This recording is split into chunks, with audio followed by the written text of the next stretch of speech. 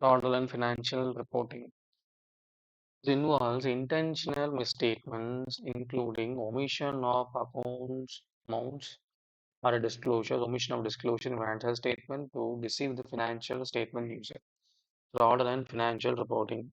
Financial reporting, reporting under balance sheet, P&L, notes to accounts, shareholder notes to accounts, cash flow statements, and shareholders, how much equity we hold. That's the statements we have usually.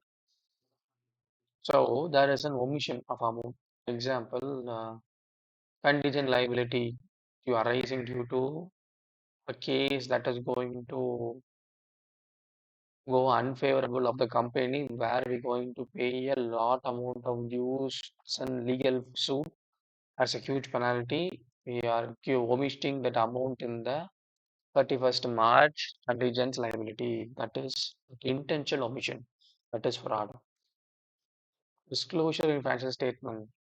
There was a fire in the company that every stock of the company is burnt out, and now which lies is the scrap value of stock, not the actual stock.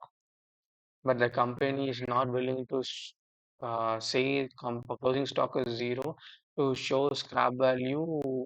But they intentionally showing closing stock the scrap value, but they are not disclosing that the value of the stock has been destroyed in the fire accident, and the amount showing is the value of scrap value of stock, not the actual value of the stock.